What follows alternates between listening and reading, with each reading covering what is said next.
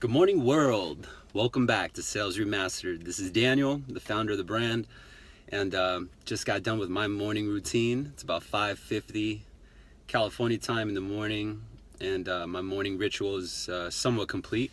Got done with the first half, which is physical exercise. Got my gym session in, did my jump ropes, and my sauna. Anyway, enough about me. This video is actually geared towards not only playing with the algorithm of YouTube because they like consistency, and I work a ton of hours per day because I love my hustle, and I also want to adapt to the algorithm that YouTube needs in order to give your videos recommendation. So instead of complaining about the way the game works, I'm adapting to the way the game works. Lesson number one of this video. You're welcome. No, but for real, this video is actually to go over all the myths in not only salesmanship but also entrepreneurial. It could be for personal use, whether you're trying to be better at what you do or lose a couple pounds before the summer.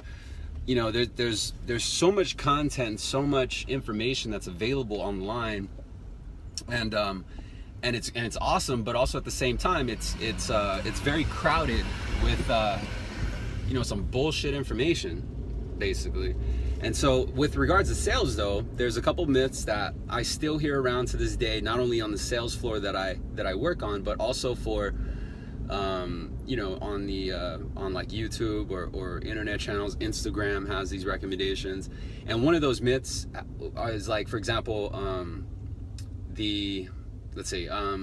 having to have your prospects say yes. You know, if you have your prospects say yes 5 times before you ask for the close, they're just magically going to say yes on the 6th time. They're not even going to think about the price. They're not even going to think about the product.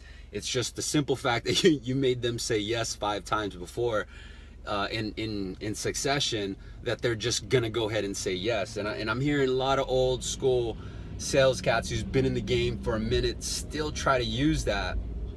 And I get the point. The point, what they're trying to do, is called anchor, right? You're anchoring like an emotion. You're anchoring an answer, and what the intention is to manipulate them by anchoring them to say a specific response.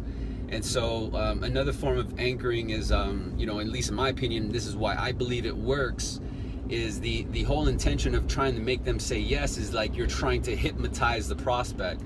Number one, if you're trying to hypnotize a prospect, more than likely you're selling them something that does not do them any good.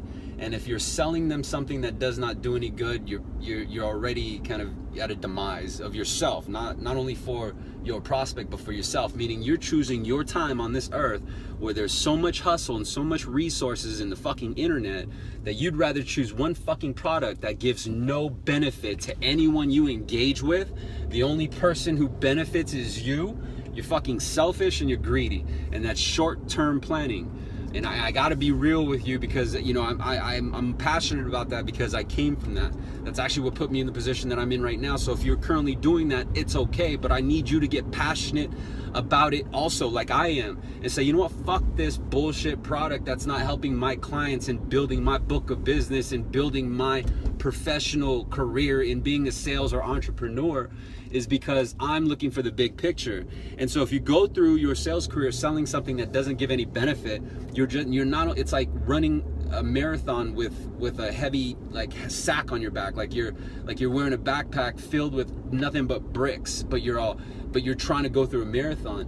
You got to think about, number one is besides money, you got to think about your product. Your product is something that I believe needs to create some sort of value so that you have the ability to create momentum, right? And so some salesmen be like, oh, I don't need value in my product. I could sell. I'm a closer. Hey, good for you. Good luck with that. I'm gonna show you ways and methods to help alleviate the stress of sales, and I'm going to teach you how to get through sales, get through life a little bit easier. And I think that's really what it's all about, right? And anyway, going back to that myth of having someone, say yes 5 times before you ask them for the close, and magically they're supposed to say yes.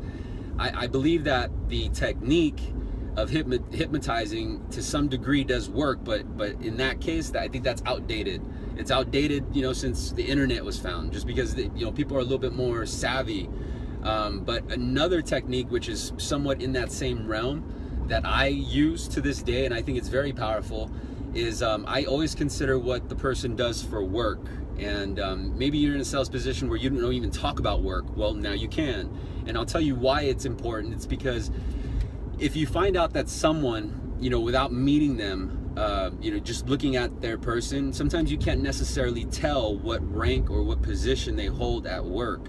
And and I've experienced this firsthand. I've met people who are CEOs, business owners, who are VPs of any particular department, and you see them on the weekend, or you see them a little bit, after work or at an off work event, and they're dressed, like your uncle, like your conservative aunt and uncle, who lives in Idaho.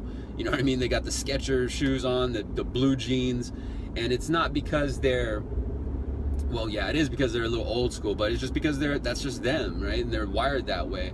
And so the psychology of it is that understanding what they do for work and understanding what they do on a daily basis enables you to communicate to them on how they're most accustomed to receiving communication. So for example, if during my prospecting I found out someone was a like a VP of sales or a VP of HR, I'm going to treat them a little bit different than someone who was, let's say, a nurse, right? I would use different words amongst them both. I would also consider the difference in their pay. Like a VP of sales, majority of their income, I would say at least over 70% of their income is usually through commission and bonus.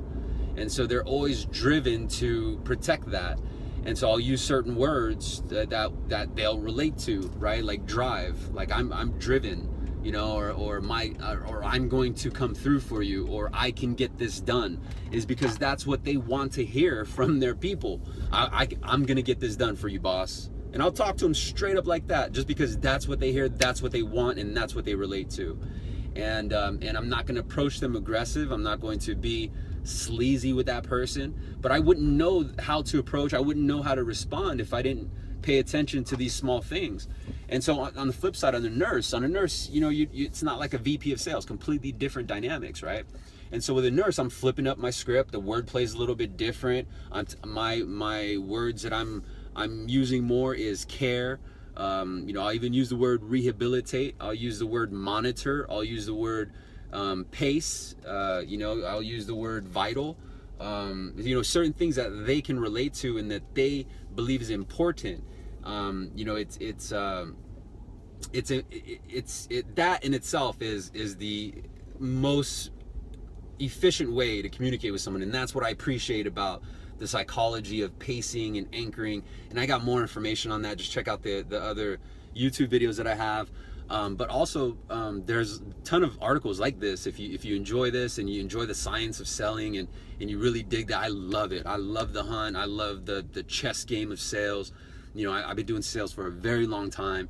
If you can't tell, I'm very passionate about it. Not just because I'm sweating while I'm talking about sales tips. I'm sweating because I just came from the gym, but I'm extremely passionate, and I can help you. I can help you take the grind out of hustling. I can help you take the grind out of sales. If you've ever faced a point where you're just like, you pull up to your work and you're just about to get in and you stop and you just park your car. I'm like, fuck, I don't know if I could do this again. It's because you've been burnt out. If you've ever gotten upset at your client and besides, reflecting and just biting your lip, you said fuck it and you ripped the client in half verbally and not physically, but you gave them a piece of your mind, understanding you could totally risk all the work you put into that file, risking the commission, risking the reputation, the online complaint with that particular customer, because your emotions were so bottled up that you just fucking flipped.